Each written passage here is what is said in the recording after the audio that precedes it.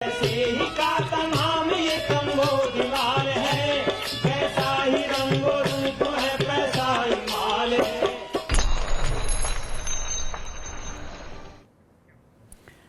नमस्कार, मैं हूं शुभम शंकरधर। आप देख रहे हैं मनी 9। स्वागत है आपका prime time show money central में। मेरे साथ स्टूडियो में मनी 9 के एडिटर अंशुमान तिवारी जी आ गए हैं। सर, बहुत स्वागत है आपका। अंशुमान जी के साथ खबरों पर विश्लेषण शुरू किया जाए उससे पहले आप देखिए आज कौन सी खबरें इस शो का हिस्सा हैं। इस ऑन द शो में शुरुआत करेंगे एचडीएफसी बैंक की एफडी से। एचडीएफसी बैंक ने लॉन्च की 2 नई एफडी। ऊंचा ब्याज दर अभी भी मिल रहा है, क्या इसके मायने हैं समझेंगे। कैसे हुआ फेम योजना में घोटाला, क्यों नहीं बंद हुए विदेशी इलेक्ट्रॉनिक ट्रेडिंग प्लेटफॉर्म। आरबीआई ने आपत्ति जताई थी, उसके बाद भी बंद नहीं हुए। महंगा होने वाला है टर्म इंश्योरेंस, अदानी समूह के निवेशक आयकर विभाग की रडार पर। और फंसे कर्ज के मामले निपटाने के लिए सरकार का नया प्लान शायद आपको पसंद ना आए, लेकिन हाँ, नया प्लान क्या है ये हम आज बताएंगे दिन की सबसे बड़ी खबर में। शुरुआत एचडीएफसी बैंक की एफडी के साथ।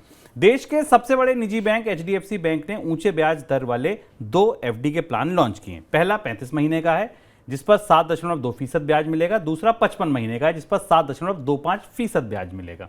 ज़्यादा लंबे समय रखेंगे थोड़ा सा ज़्यादा ब्याज मिलेगा। इसके मायने ये है कि लंबे अवधि के लिए पैसा बैंक के पास जमा कीजिए। एचडीएफसी बैंक ने ये प्लान ऐसे समय में लॉन्च किए जब आरबीआई पॉलिसी दरों में बढ़ोतरी को रोक चुका है। उसके बाद भी जमा ऊंची ब्याज दर पर जुटाई जा रही है। सर, क्या संकेत हैं इसके? शुभम, ये बड़ा फैसला है एचडीएफसी बैंक का। इसमें खासतौर से जो सीनियर सिटीजन्स के लिए स्पेशल एफडी स्कीम है उसकी इंटरेस्ट रेट करीब 25 बेसिस पॉइंट बढ़ाई गई है। और इसके अलावा भी बाकी एफडी स्कीम्स पर भी ब्याज दरें बढ़ाई गई। ये 2 महत्वपूर्ण चीज़ों के बारे में संकेत देती हैं शुभम। एक संकेत ये है कि बैंकों को एफडी को जमा की ज़रूरत है और उन्हें लग रहा है कि अभी मौजूदा परिस्थिति में जो रिजर्व बैंक बराबर कह भी रहा है कि उनके पास का उनका जो क्रेडिट डिपॉजिट रेशियो है, यानी जो ऋण और जमा अनुपात है, वो इतना संतुलित और स्वस्थ नहीं हो पाया है कि वो भविष्य में आने वाली चुनौतियां और अगर क्रेडिट की मांग बढ़ती है तो उसे संभालने के लायक हो सके। इसलिए बैंक ब्याज दरों में बढ़ोतरी करके जहाँ पर ब्याज दरें बढ़ा रहा है, जबकि रेपो रेट में बढ़ोतरी रुक चुकी है। और दूसरी और महत्वपूर्ण बात जो कि निवेशकों के जमाकर्ताओं के लिहाज से महत्वपूर्ण है, ये भारत का सबसे बड़ा निजी बैंक ब्याज दर बढ़ाकर ये संकेत भी देने की कोशिश कर रहा है कि आने वाले समय में ब्याज दरों में कमी नहीं होने वाली है। यानी अगर आप ये मान रहे हैं कि रिजर्व बैंक ने भारत में महंगाई कम होने की स्थिति में ब्याज दरों में बढ़ोतरी रोक दी है और पहिया यहाँ से उल्टा घूम जाएगा, तो कम से कम एचडीएफसी बैंक ऐसा नहीं मान रहा है। इसलिए एचडीएफसी बैंक ब्याज दरों में बढ़ोतरी कर रहा है। ब्याज दरें बढ़ें भले ही ना, लेकिन जमा पर ब्याज दरें अभी कुछ समय तक ऊंची रहेंगी और इसलिए एचडीएफसी बैंक की कोशिश दिखाई दे रही है। एचडीएफसी बैंक की इस कोशिश का असर हमें बाकी बैंकों पर भी दिखाई देगा, क्योंकि अब हमें लगता है कि जमा पर ब्याज दरों में बढ़ोतरी का एक दौर और आ सकता है। और ये बढ़ोतरी इस बात का भी संकेत देती है कि रिजर्व बैंक आगे ब्याज दरों में बढ़ोतरी भी कर सकता है। हालांकि रिजर्व बैंक ने खुलकर ऐसा नहीं कहा है, लेकिन कमी होने की गुंजाइश तो कम दिखती है, क्योंकि बैंक जमा जुटाने के लिए थोड़ी ज़्यादा ब्याज दर देने को तैयार हो रहे हैं। देश में इलेक्ट्रिक 2 व्हीकल खूब बिके, इसके लिए सरकार ने शुरू की थी फेम योजना। अब पता ये चला है कि हर दूसरा 2 व्हीलर जो बिका है उसमें योजना के नियमों का उल्लंघन हुआ है, जिसकी वजह से सरकार ने अब इस योजना के तहत बिके 2 व्हीलर की आंकड़ों को आधा कर दिया है। पहले सरकार की तरफ से बताया गया था कि इस योजना से जो प्रोत्साहन मिला उससे 9,89,000 इलेक्ट्रिक 2 व्हीकल देश में बिके। अब सरकार ने उस आंकड़े को घटा के 5,64,000 कर दिया है। सर, कैसे हुआ ये घोटाला? ये अपने आप में भारत में किसी सरकारी सब्सिडी स्कीम में, ये तो अपने तरीके की पहली सरकारी स्कीम सब्सिडी स्कीम थी जिसमें एक किस्म का स्कैम है या घोटाला है, और ये स्कीम पूरी तरह असफल हुई। सरकार इसे मान रही है।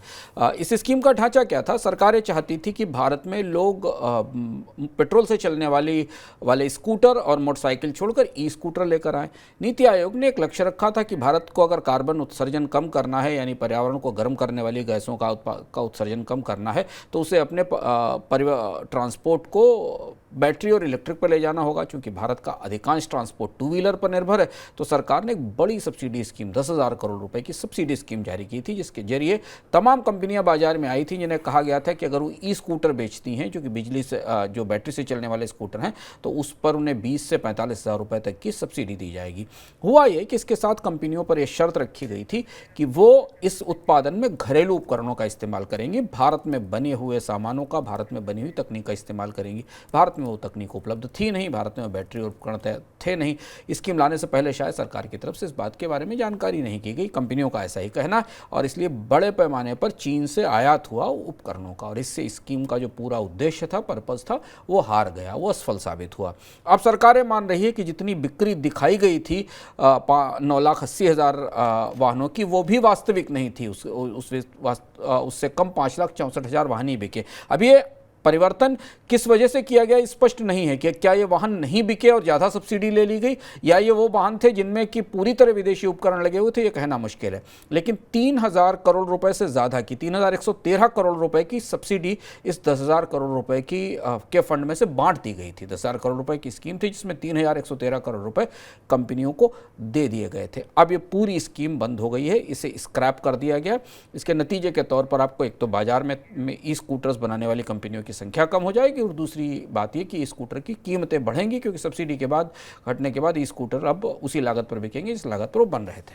सर, इस स्कीम के बंद होने का असर किन कंपनियों पर पड़ेगा? 3 बड़ी कंपनियों पर इसका असर पड़ा, और इन तीन कंपनियों पर लगातार पड़ताल भी चल रही है, जांच भी चल रही है, सरकार इन सबसे पूछताछ भी कर रही है। इसमें तो हीरो इलेक्ट्रिक है, दूसरी ओकिनावा ऑटोटेक है, और तीसरी ग्रीव्स कॉटन एम्पियर है। इन 3 कंपनियों ने ई स्कूटर के बाजार में काफ़ी सक्रियता दिखाई थी, और इन्होंने सर्विस जो सरकार की तरफ से दी जा रही सब्सिडी का एक बड़ा हिस्सा लिया था। और इनके बहुत सारी कंपनियों के क्लेम, जैसा हम आंकड़े देख पा रहे हैं, बहुत सारी कंपनियों के क्लेम्स भी रिजेक्ट किए गए थे इसके बाद इस प्रक्रिया में। जैसा हमने बताया कि मिनिस्ट्री ने करीब 3,000 करोड़ रुपए इस मामले में स्पेंड किए थे। अब अगले साल अगली स्कीम में शायद जो फेम की अगली स्कीम आएगी उसमें बदलाव भी होगा, और उसमें से इलेक्ट्रिक बसों को भी शामिल करने की संभावना है। रिजर्व बैंक की आपत्ति के बावजूद विदेशों से चल रहे कई इलेक्ट्रॉनिक ट्रेडिंग प्लेटफॉर्म भारत में चल रहे हैं। रिजर्व बैंक ने कई प्लेटफॉर्म को लेकर अलर्ट भी जारी किया, लेकिन इसके बावजूद भारत में काम कर रहे ऐप स्टोर ने उन्हें अपने प्लेटफॉर्म से नहीं हटाया।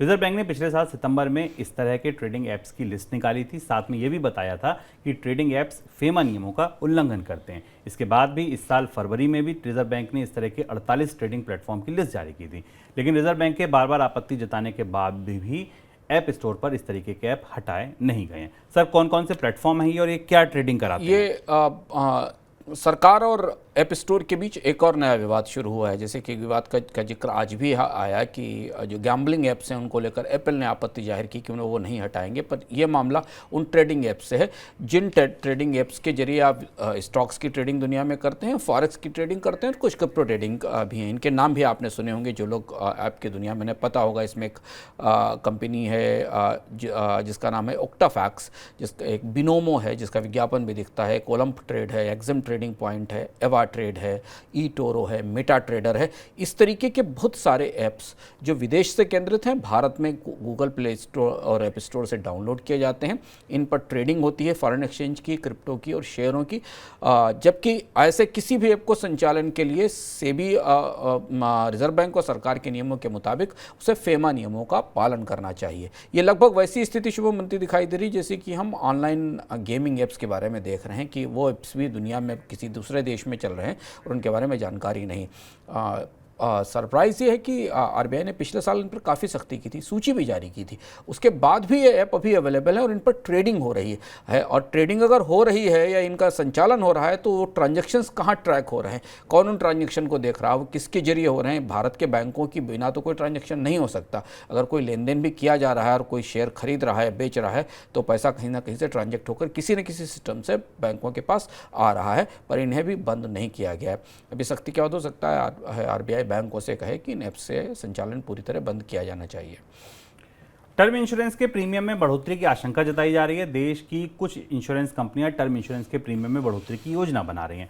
टर्म इंश्योरेंस के प्रीमियम में अगर ये बढ़ोतरी होती है तो ये साल में दूसरी बढ़ोतरी है। माना जा रहा है कि इंश्योरेंस के प्रीमियम 5 से 8% तक बढ़ सकते हैं। पिछले 2 साल में कोविड की वजह से दावों की संख्या में बढ़ोतरी देखने को मिली है। इसकी वजह से कंपनियां ये प्रस्ताव लेकर आ रही हैं। सर, क्यों महंगा हो रहा है टर्म इंश्योरेंस? टर्म इंश्योरेंस की महंगाई काफ़ी ज़्यादा बढ़ी है और इस पर हम इसलिए ध्यान नहीं देते हैं क्योंकि हमें बाकी सारी महंगाई के बारे में पता रहता है, टर्म इंश्योरेंस की महंगाई के बारे में हमें पता नहीं रहता। पहले हम समझें कि वजह क्या है। वजह 2 हैं, क्योंकि टर्म इंश्योरेंस में री इंश्योरेंस की कॉस्ट, जो बीमा कंपनियाँ री इंश्योरेंस के लिए फाइनेंस लेती हैं, उसकी लागत बढ़ गई है क्योंकि पूरी दुनिया में ब्याज दरें बढ़ी हैं। और दूसरी बड़ी चीज़ ये कि कंपनियों के पास दावों का भुगतान उन्हें ज़्यादा करना पड़ा है कोविड के कारण जो मौतें हुई थी उसे लेते हुए। लेकिन जो आंकड़ा चौंकाने वाला वो ये कि जो टर्म इंश्योरेंस का प्रीमियम है पिछले 2 साल में लगभग 45% बढ़ा है। और ये एक बड़ा आंकड़ा है जो ये बताता है कि टर्म इंश्योरेंस धीमे धीमे लोगों के बीच में लोकप्रिय हो रहे हैं। लेकिन ये ध्यान रखना ज़रूरी है कि टर्म इंश्योरेंस की कीमत सिर्फ उन्हीं लोगों के लिए बढ़ती है जो नया इंश्योरेंस लेने वाले हैं। इनके पास पहले से टर्म इंश्योरेंस मौजूद और उन्होंने एक बार एक बड़ा टर्म इंश्योरेंस ले लिया तो उनकी पूरी लाइफ के कवरेज के लिए होता है। पर जो नए लोग आते हैं उन्हें ज़्यादा कीमत पे करनी पड़ती है। वित्त वर्ष 2022-23 के दौरान देश में आए प्रत्यक्ष विदेशी निवेश यानी एफडीआई में 22% की गिरावट देखने को मिली है। अप्रैल 2022 से मार्च 2023 के दौरान देश में सिर्फ 46 अरब डॉलर का एफडीआई आया है, जबकि वित्त वर्ष 21-22 के दौरान देश में 58.77 अरब डॉलर का एफडीआई आया था। सर, कहां से घटा और किन सेक्टर में घटा? लगातार तेज गिरावट हमें भारत में एफडीआई के फ्लो में दिख रही है। विदेशी निवेशक तो शेयर बाजार में निवेश करने के लिए आ रहे हैं, पर वो जो निवेश जिसको हम फॉरेन डायरेक्ट इन्वेस्टमेंट कहते हैं, जो किस उद्योग में निवेश के तौर पर, फैक्ट्रियों में निवेश के तौर पर, कंपनियों के अधिग्रहण के तौर पर भी एफडीआई आता है, उसमें गिरावट दिख रही है। और हमें देख रहे हैं अगर 2019 से अब 2023 तक की पूरी जर्नी देखें तो 21 और 22 को छोड़ दिया जाए तो 2019 से लेकर 2023 के बीच में भारत में एफडीआई की दर आमतौर पर 44 से 46 बिलियन डॉलर के आसपास रही है। केवल 21 और 22 दो महत्वपूर्ण वर्ष थे जहां पर हमने भारत में विदेशी निवेश को 60 बिलियन और 58 और 50 से 60 बिलियन डॉलर के बीच में पहुंचते देखा था। पर इसमें एक बड़ा हिस्सा अधिग्रहण का था, जो कंपनियों के अधिग्रहण के तौर पर आया था। जो तेज गिरावट आई है वो आई है टेलीकॉम सर्विसेज में, जिसमें क्योंकि टेलीकॉम में धीमे धीमे बाजार में कम कंपनियां बची हैं, इसलिए विदेशी निवेश भी कम आ रहा। टेलीकॉम सर्विसेज में तेज गिरावट आई। पिछले एक दशक के दौरान भारत में टेलीकॉम सेक्टर से काफ़ी विदेशी निवेश आया, बहुत सारी कंपनियों ने निवेश किया है। जनवरी से मार्च का जो विदेशी निवेश है करीब 41% के आसपास कॉन्ट्रैक्ट हुआ है और गिरा है। इसके अलावा कंप्यूटर सॉफ्टवेयर, हार्डवेयर और ऑटोमोबाइल, इन क्षेत्रों में भी विदेशी निवेश में गिरावट आई है। इस गिरावट को आप ऐसे समझ सकते हैं कि ये 4-5 क्षेत्र जो हमने आपको बताए, चाहे वो टेलीकॉम सर्विसेज हो या कंप्यूटर सॉफ्टवेयर हो या कंप्यूटर सॉफ्टवेयर हार्डवेयर हो या ऑटोमोबाइल हो, ये भारत में रोजगारों की दृष्टि से सबसे महत्वपूर्ण क्षेत्र हैं और यहाँ विदेशी निवेश की संभावनाएं काफ़ी थीं। लेकिन पिछले 1 साल के दौरान यहाँ विदेशी निवेश में कमी आई है, जिस वजह से हमें यहाँ पर कैपिटल फॉर्मेशन में, पूंजी के नए निवेश में भी कमी आने में दिखेगी। लेकिन अभी भी सिंगापुर, मॉरिशस और अमेरिका सबसे बड़े विदेशी निवेशक की सूची में बने हुए हैं। इसके अलावा और भी कुछ छोटे स्रोत हैं जहां से विदेशी निवेश आ रहा है। हिंडनबर्ग रिसर्च की रिपोर्ट में अदानी ग्रुप में जिन 5 विदेशी फंड्स के निवेश पर सवाल उठाए थे, उनमें से 2 विदेशी फंड 2012 से आयकर विभाग के रडार पर हैं। इन कंपनियों को मॉरिशस रेवेन्यू अथॉरिटी की ओर से नोटिस भेजा गया था। उस नोटिस की जानकारी भारतीय एजेंसियों के साथ भी साझा की गई थी। इस बीच अदानी ग्रुप से जुड़ी 2 और खबरें ये हैं कि अदानी ट्रांसमिशन को MSCI इंडेक्स से बाहर किया गया है और GKGU पार्टनर ने $50 करोड़ का नया निवेश अदानी ग्रुप की कंपनियों में किया है। सर, ये कौन कौन से फंड हैं जो IT के विभाग के रडार पर थे? ये खबरें अब निकलकर सामने आ रही हैं। 2 फंड्स हैं जिनकी चर्चा हिंडनबर्ग की रिपोर्ट में भी की गई थी। 11 कंपनियों की करीब चर्चा, जिन 5 कंपनियों की चर्चा थी उनमें ये 2 कंपनियां शामिल हैं।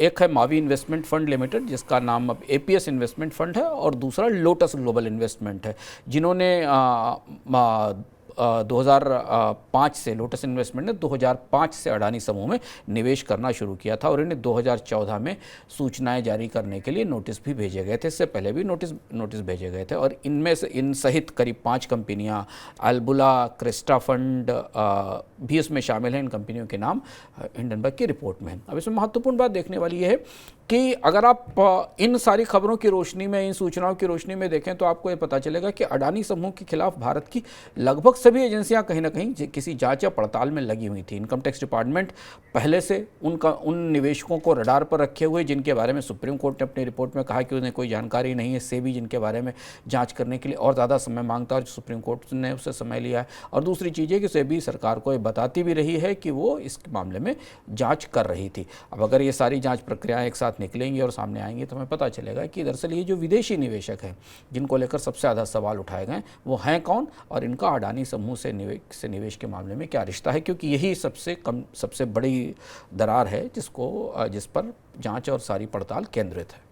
अदानी ट्रांसमिशन के अलावा अदानी टोटल भी MSCI इंडेक्स से बाहर हुआ है और इसकी जगह ली है HCL और मैक्स हेल्थ ने। 31 मई से ये लागू होगा। MSCI का ग्लोबल इंडेक्स में जो चेंजेस हुए हैं ये 31 मई से लागू हो जाएंगे, यानी कि कल से। ITC ने अपने होटल बिजनेस के डीमर्जर को लेकर काफी वक्त से चल रहे प्रस्ताव को वापस लाने का संकेत दिया है। कंपनी ने कोरोना वायरस महामारी के दौरान इस प्रस्ताव को ठंडे बस्ते में डाल दिया था। ITC ग्रुप के चेयरमैन संजीव पुरी का कहना है कि अब कंपनी अपने होटल बिजनेस के लिए एक वैकल्पिक व्यावसायिक ढांचा बनाने के लिए विचार कर रही है। सर, इस खबर का निवेशकों के लिए क्या मतलब है? आईटीसी के निवेशकों के लिए ये कुछ बड़ी खास खबर है, क्योंकि आईटीसी के स्टॉक को लेकर, आईटी के शेयर को लेकर लगातार इस बात की चर्चा बाजार में होती है कि आईटीसी के अंदर इतने कारोबार हैं कि उन्हें अलग अलग करके निवेशकों के लिए ज़्यादा वैल्यू और ज़्यादा वेल्थ लाई जा सकती है, और इस पर चर्चा बराबर होती रही। हाल में आईटीसी का स्टॉक अच्छा परफॉर्म भी करता रहा है, लेकिन जो सबसे बड़ी बात आईटीसी के अंदर विशेषज्ञ मानते रहे कि आईटीसी का जो पूरा होटल बिजनेस है उसे अलग किया जाना चाहिए, क्योंकि वो अपने आप में एक पूरी होटल कंपनी है। और अगर आप भारत के बाकी होटल समूहों के तौर पर देखें जो शेयर बाजार में लिस्टेड हैं जैसे इंडियन होटल्स, उनकी तुलना में आईटीसी भी अपने होटल के तौर पर खड़ी हो सकती है। आईटीसी का होटल बिजनेस करीब 782 करोड़ रुपए का आईटीसी का होटल रेवेन्यू है, 272 करोड़ रुपए का ईबिटा था, और कंपनी ने पिछले एक साल में लगभग हर महीने एक होटल खोला है। इस दृष्टि से अगर आईटीसी समूह के अंदर से आईटीसी की होटल कंपनी बाहर निकलती है तो निवेशकों के लिए निवेश का एक और मौका बनेगा। और धीमे धीमे कंपनियां जब बहुत बड़ी होती जाती हैं तो उनकी विकास, उनकी रफ्तार बाजार में रुकती चली जाती है, कि उनका आकार बड़ा होता है और तब उन्हें डीमर्ज करना होता है। आईटीसी के डीमर्जर की, आईटीसी के बिजनेस के पुनर्गठन की मांग चारों तरफ से काफ़ी समय से की जा रही। एक और चीज़ ध्यान रखिएगा कि आईटीसी होटल को लेकर अगर आईटीसी समूह से दोबारा विचार करता तो एक नई कंपनी आएगी, उसका आईपीओ आएगा। इसके अलावा एक और कंपनी है जिसके बारे में लोगों की निगाह है कि एक और कंपनी आईटीसी के इस विशाल भवन से है, जो विशाल जो कॉन्ग्लोमरेट है उससे निकलेगी, जिसका नाम आईटीसी इन्फोटेक है। आईटीसी इन्फोटेक के आईपीओ को लाने की संभावना भी दिखाई दे रही है। तो अगर आईटीसी का पुनर्गठन होता है तो उसका फायदा निवेशकों के लिए होगा। और शुभम आपको बताएंगे कि आईटीसी पर हम आपके लिए मनी 9 में एक विशेष शो कर चुके हैं। वो कौन सा शो था? वो शो था फॉर्मूला गुरु। अभी 6 ही दिन पहले विपुल सिंह ने अरुण मंत्री जी के साथ आईटीसी से जुड़ी हर खबर को विस्तार से समझा था। प्राइस पर इसका क्या असर पड़ेगा, बिजनेस पर क्या असर पड़ेगा, पोर्टफोलियो में इसको रखना चाहिए, नहीं रखना चाहिए, कितने समय के लिए रखना चाहिए, कौन सी खबरों का इंतजार है। इसकी हेडलाइन भी उन्होंने कुछ ऐसी दी थी, तो बात बन जाए। और तो बात बन जाए के पीछे यही था कि डीमर्जर की खबर आ जाए, बस कब होगा आईटीसी का डीमर्जर, यही खबर थी। और देखिए 6 दिन बीते, विपुल जी की बात आईटीसी में सुन ली गई है और खबर आ गई है कि उस प्रस्ताव को अब ठंडे बस्ते से बाहर निकाला जा रहा है, टेबल पर डिस्कशन के लिए लाया जा रहा है। आईटीसी का शेयर अगर आपके पोर्टफोलियो में है तो आप इस शो को विस्तार से देख सकते हैं। इसका शो का जो लिंक है वो डिस्क्रिप्शन बॉक्स में आपको मिल जाएगा। वित्त वर्ष 2022-23 और 23-24 के दौरान 5G सेवा पर निवेश बढ़ाने के बाद टेलीकॉम कंपनियां अगले साल पूंजीगत खर्च यानी कैपेक्स को घटा सकती हैं। खर्च घटाने के साथ अगले साल टेलीकॉम कंपनियां 5G सेवा से कमाई बढ़ाने पर जोर देंगी। साथ में 4G सेवा को महंगा किया जा सकता है। अगले साल मोबाइल टैरिफ महंगे हो सकते हैं, इसका सीधा सीधा संकेत ये है। एक खबर आपको ध्यान होगी, कुछ समय पहले आई थी कि लोकसभा चुनाव से पहले सरकार नहीं चाहेगी कि टैरिफ महंगे हो, तो अगले साल तक वो भी निपट जाएंगे, तो शायद उसके बाद टैरिफ तेजी से बढ़ सकते हैं। सर, कैपेक्स क्यों घटा रही हैं कंपनियां? ये एक किस्म की बार्गेन है जो सरकार और कंपनियों के बीच टेलीकॉम सेक्टर में शुरू होने वाली है। इस बार्गेन का पहला चरण हमने देखा था 1-1.5 महीने पहले, जनवरी के आसपास, जब कंपनियों ने कहा था कि उन्होंने 5G का नेटवर्क लगा दिया, पूरे देश में विस्तार कर दिया, लेकिन अब उनके पास पूंजी खर्च करने के लिए की क्षमता नहीं है, उनके ऊपर कर्ज का बड़ा बोझ है, और इसलिए सरकार को उन्हें लाइसेंस फीस में रियायत देनी चाहिए, जिसमें लाइसेंस फीस में रियायत में खासतौर पर जो यूनिवर्सल सर्विस ऑब्लिगेशन के लिए, यानी गाँव में और दूर दराज के इलाकों में टेलीकॉम सेवा देने के लिए टेलीकॉम कंपनियों पर एक स्पेशल लेवी, एक स्पेशल फीस लगाई जाती है, उसमें कमी की बात थी, और लाइसेंस फीस में कमी की बात थी। सरकार ने इससे बात से स्पष्ट इनकार कर दिया और ये कहा कि कंपनियों को अपने कैपेक्स अपने तरह से करने होंगे, सरकार हमेशा उन्हें रियायत नहीं दे सकती, ये बात स्पष्ट रूप से कह दी गई। और उसके बाद कंपनियों की तरफ से कहा गया कि वो कैपेक्स में कमी करेंगे। अब यहाँ पर एक अजीब सा पसोपेश है।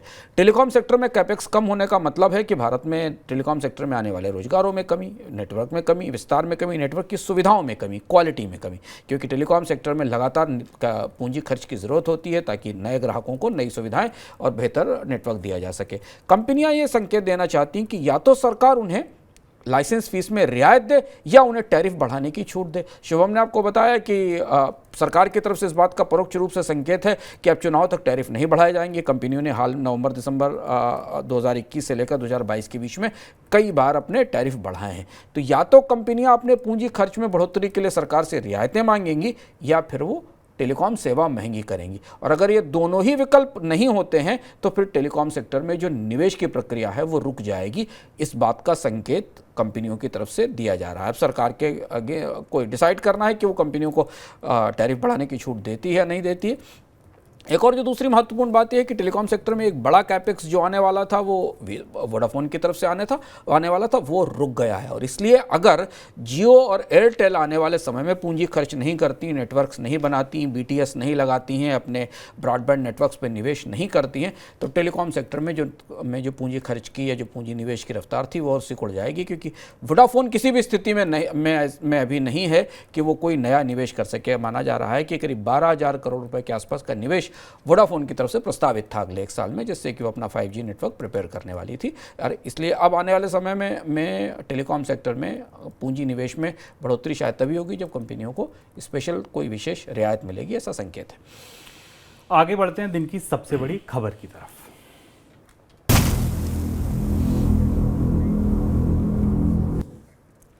डेट रिकवरी ट्रिब्यूनल पर लोन रिकवरी के मामलों का बोझ घटाने के मकसद से केंद्रीय वित्त मंत्रालय ने सरकारी बैंकों से कहा है कि 20 लाख रुपए से 1 करोड़ रुपए तक के छोटे मामले बैंक हेयरकट लेकर वन टाइम सेटलमेंट करें। यानी कि सीधे सीधे उन्होंने कहा है कि भाई 1 करोड़ रुपए तक के जो लोन हैं इसमें बैंक अपने आप डिसाइड करे कि वन टाइम सेटलमेंट में वो कितनी छूट दे सकता है, हेयरकट ले यानी कि उतना नुकसान सह ले। ऐसा क्यों करे? ताकि डेट रिकवरी ट्रिब्यूनल में बड़े मामलों पर सुनवाई को तरजीह मिल सके। सर क्यों कर रही है सरकार ऐसा? खुद ही कह रही है सरकारी बैंकों से भैया लोन वन टाइम सेटलमेंट। ये बड़ा दिलचस्प घटनाक्रम है और इस घटनाक्रम के कई सारे बड़े असर होंगे बैंकों के ऊपर। हुआ ये है कि जो डेट रिकवरी ट्रिब्यूनल्स हैं ये वो ट्रिब्यूनल्स हैं जिन्हें बैंक अपने कर्जों को वसूली के लिए दे देते हैं। बैंक जिन कर्जों को नहीं वसूल पाते, जिनके लिए वो अपने खातों में प्रोविजनिंग कर देते हैं, यानी उनका नुकसान सह लेते हैं और सहकर नुकसान अपने खातों में लगा देते हैं, उसे वसूली के लिए डेट रिकवरी ट्रिब्यूनल्स को दिया जाता है। ये लगभग एक किस्म से जो बैड बैंक हैं उनके सहोदर हैं, उन्हीं के जैसा काम करते हैं। जो बैड बैंक करता है उसी तरीके का काम करते हैं। इन ट्रिब्यूनल्स के पास ये जिम्मेदारी होती है कि उसे वसूलें और वसूलने के बाद जो रकम मिले उसे बैंकों को वापस करें। ट्रिब्यूनल उस काम काज की अपनी एक फीस लेता है। इस समय यह माना जा रहा है कि जो डेट रिकवरी ट्रिब्यूनल भारत में है, जो कर्ज की रिकवरी के लिए कर्ज वसूली के अधिकरण जिनको हिंदी में कहा जाता है, उनके पास 72 से 74% ऐसे मामले हैं जो 20 लाख से 1 करोड़ के हैं। अभी किनके मामले हो सकते हैं? ये मामले इंडिविजुअल्स के हो सकते हैं, ये मामले छोटी कंपनियों के हो सकते हैं, ये मामले ट्रेडर्स के हो सकते हैं, क्योंकि 1 करोड़ रुपए तक की सीमा के कर्ज इसी तरीके के कारोबारों से जुड़े हैं। इसके बाद तो फिर बड़े मामले आ जाते हैं जो बड़े कॉमर्शियल लोन के मामले होते हैं।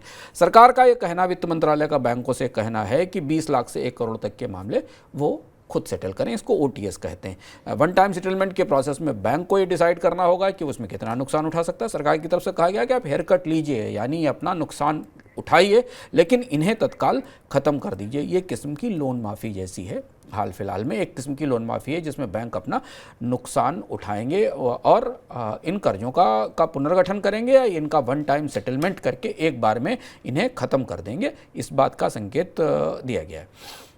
सर बैंकों की सेहत पर इससे क्या असर पड़ेगा? अगर बैंकों से ये कहा जाएगा कि आप कुछ कम कर्ज ले लीजिए, हेयर कट ले लीजिए, तो उनकी सेहत पर क्या असर? बैंकों की सेहत पर अगर प्रत्यक्ष रूप से देखें तो असर इसलिए नहीं क्योंकि बैंक इसके लिए प्रोविजनिंग कर चुके हैं। लेकिन अगर माने कि इनकी वसूली से पैसा मिलने वाला था तो बैंकों को नुकसान होगा, बैंकों को तो नुकसान उठाना पड़ेगा। हम पुराने आंकड़े देख रहे थे, 2020 में जो केस डिस्पोज हुए थे, जो केस DRT के जरिए निपटाए गए थे, उनकी संख्या 5772 थी और उनमें बैंकों को करीब 6,895 करोड़ रुपए की रिकवरी हुई थी। ये पता नहीं कि उसमें कितनी परसेंट थी, लेकिन आमतौर पर DRT से होने वाली रिकवरीज कम है और बैंकों को काफ़ी बड़े हेयर कट लेने पड़ते हैं। जैसे IBC में बैंकों को 80 से 90% तक का हेयर कट लेना पड़ा है कई सारे बड़े मामलों में, जहां 80% उनकी पूंजी चली गई है उसके बाद हुआ है।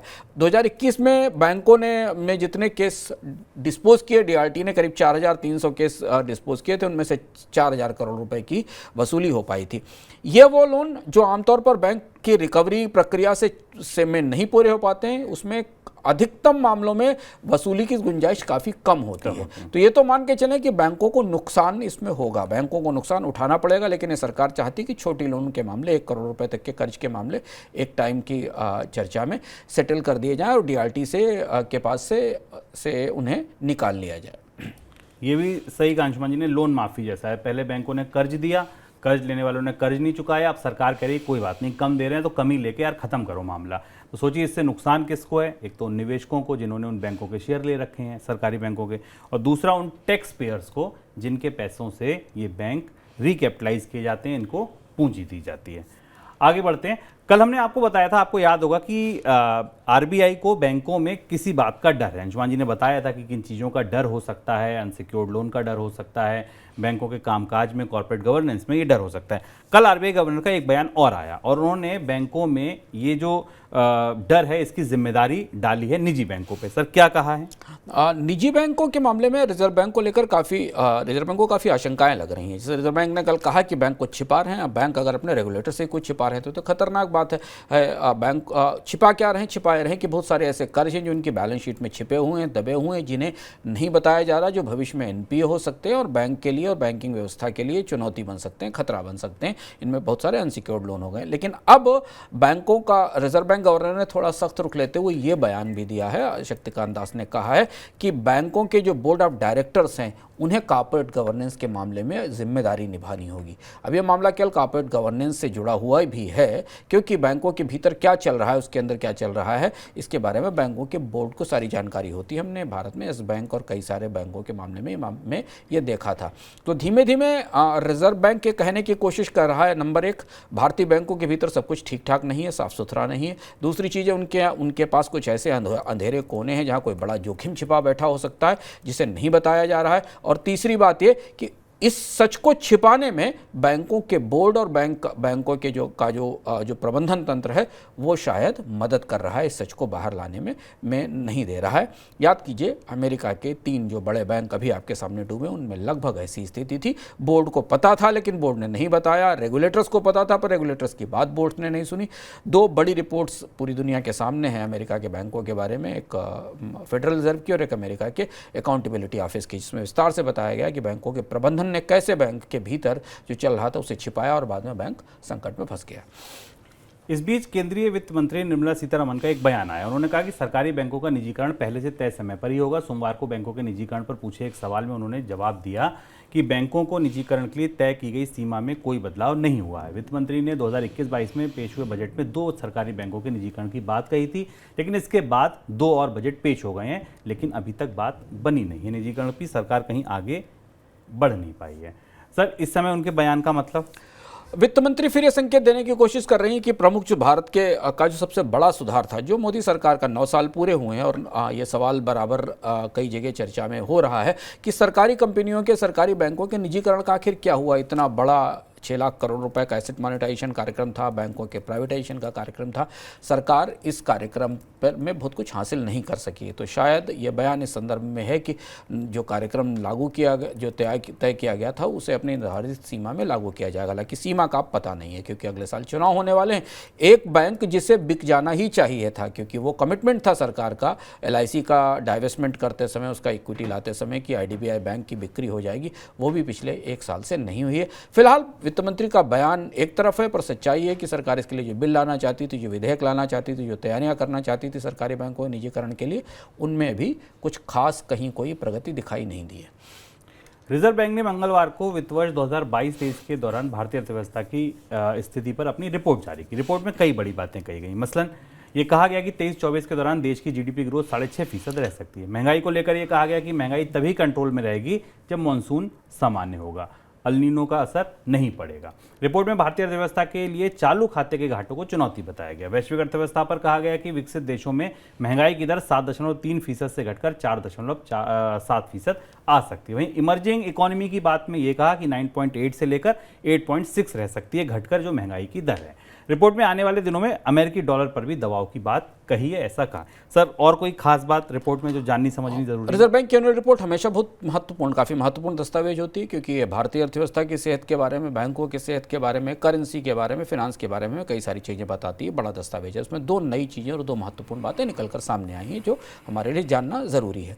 पहली चीज़ ये कि अभी आपने हाल में सुना होगा, हमने भी इसको मनी सेंट्रल में चर्चा की थी कि रिजर्व बैंक ने सरकार को रिकॉर्ड डिविडेंड दिया है, रिकॉर्ड लाभांश दिया है, या सरप्लस ट्रांसफ़र अगर आप कहें तो सरकार को 84,716 करोड़ रुपए का सरप्लस ट्रांसफ़र किया था रिजर्व बैंक ने केंद्र सरकार को, और इसके बाद जो सरकार का नॉन टैक्स रेवेन्यू का टारगेट था पिछले वित्त वर्ष का, उसे कम करने में, उसको पूरा करने में काफ़ी मदद मिली थी। अक्सर ये सवाल पूछा जाता है कि पैसा रिजर्व बैंक के पास कहाँ से आया।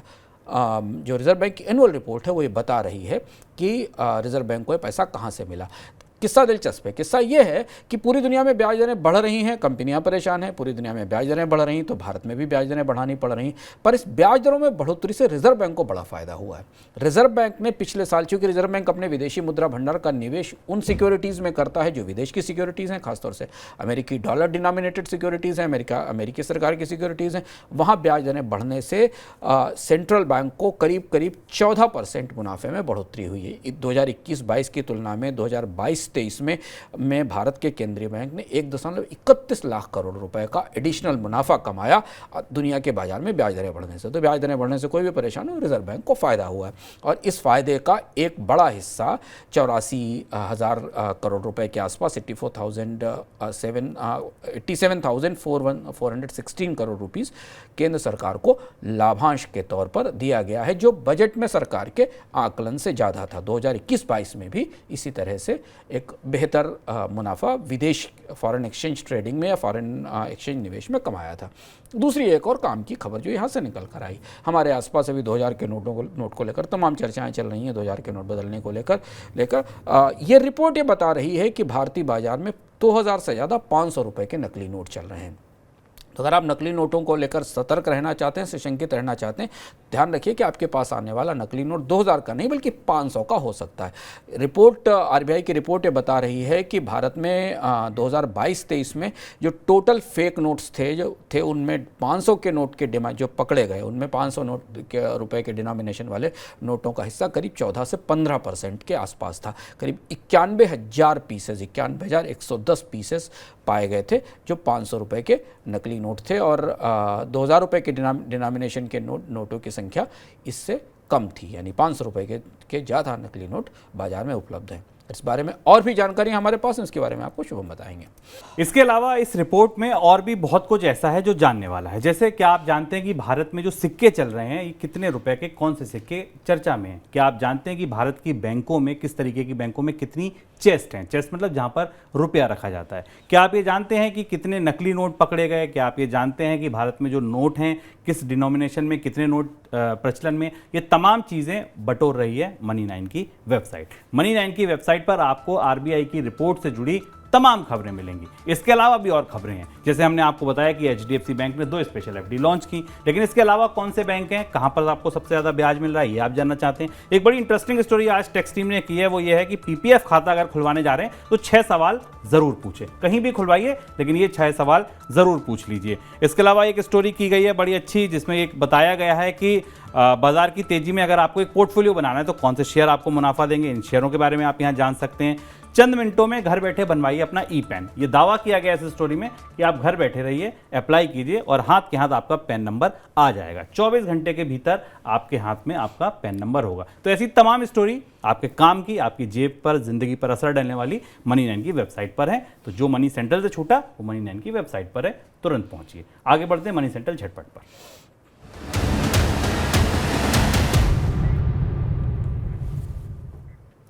बैंकों में 2000 के नोट जमा कराने या बदलवाने की प्रक्रिया शुरू हुए 1 हफ्ता हो चुका है, लेकिन नोट बदलवाने के नियमों को लेकर बैंकों में बड़ा कंफ्यूजन है। कुछ बैंक नोट बदलवाते समय ग्राहकों की आईडी मांग रहे हैं, कुछ बैंक नहीं मांग रहे हैं।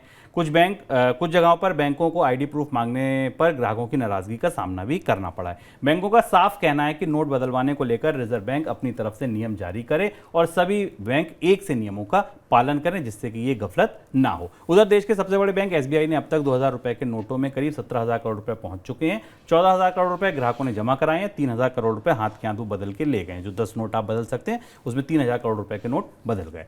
आयकर विभाग ने कुछ प्रमुख यूनिकॉर्न समेत कई स्टार्टअप को बिना हिसाब के निवेश यानी अनएक्सप्लेन्ड इन्वेस्टमेंट पर नोटिस भेजे हैं। ये नोटिस फिनटेक कंपनियों पर, एग्रीगेटर्स पर और एडटेक के समेत कई तरह के स्टार्टअप्स को भेजे गए। आयकर कानून की धारा 68 के तहत नोटिस जारी कर निवेश के स्रोत और प्रकृति की जानकारी मांगी गई है।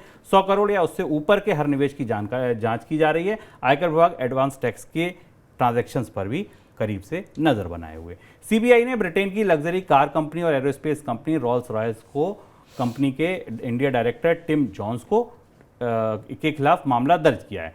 रोल्स रॉयस पीएलसी से हॉक विमान की खरीद में भ्रष्टाचार और आपराधिक साजिश के आरोप में सीबीआई ने ये मामला दर्ज किया है। सीबीआई की ओर से जारी बयान के मुताबिक कंपनी और उसके इंडिया डायरेक्टर के अलावा सीबीआई ने हथियार कारोबारी सुधीर चौधरी और उनके पुत्र भानु चौधरी और अन्य अज्ञात आरोपियों के खिलाफ भी मामला दर्ज किया है। एक और अपडेट गोफस्ट से जुड़ा। गोफस्ट के अधिकारी ने डीजीसीए के अधिकारियों के साथ रिवाइवल प्लान पर चर्चा की है। पिछले हफ्ते डीजीसीए ने गोफस्ट को 30 दिन के भीतर रिवाइवल प्लान बताने को कहा था।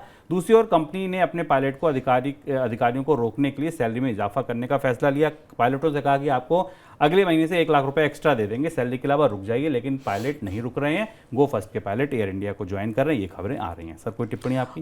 इनकम टैक्स डिपार्टमेंट ने स्टार्टअप्स को जो नोटिस भेजा है एडटेक को, फिनटेक को, वो काफ़ी महत्वपूर्ण है, उसको समझ और इस पर काफ़ी सनसनी है स्टार्टअप स्पेस में। इनकम टैक्स डिपार्टमेंट को ऐसा लग रहा है कि भारतीय स्टार्टअप्स में एक किस्म की राउंड ट्रिपिंग हो रही है इन्वेस्टमेंट की। राउंड ट्रिपिंग का मतलब है कि भारतीय पैसा ही भारत से घूमकर दुनिया में जाता है और किसी दूसरे माध्यम से एंजल टैक्स के फ़ायदे लेने के लिए, विदेशी निवेश का फ़ायदा लेने के लिए वापस भारत के स्टार्टअप्स में आ जाता है। और इसलिए इन्हें नोटिस भेजे गए ताकि पता चले कि क्या कहीं भारत का ही पैसा तो घूमकर बाहर नहीं गया और बाद में टैक्स का फ़ायदा लेने के लिए दुनिया का चक्कर लगाकर वापस विदेशी निवेश के रास्ते भारत में नहीं आ गया। खासतौर से ये नोटिस इस दृष्टि से महत्वपूर्ण है कि सरकार ने एंजल टैक्स के नियमों में अभी नया संशोधन किया है और कुछ ज्यूरिडिक्शंस को एंजल टैक्स की रियायतों में शामिल किया है, जबकि कुछ को उससे बाहर रखा गया है। इस जांच से पता चलेगा कि भारतीय स्टार्टअप में विदेशी निवेश हो रहा है या भारतीय स्टार्टअप में देशी निवेश ही विदेशी निवेश बनकर वापस लौट रहा है।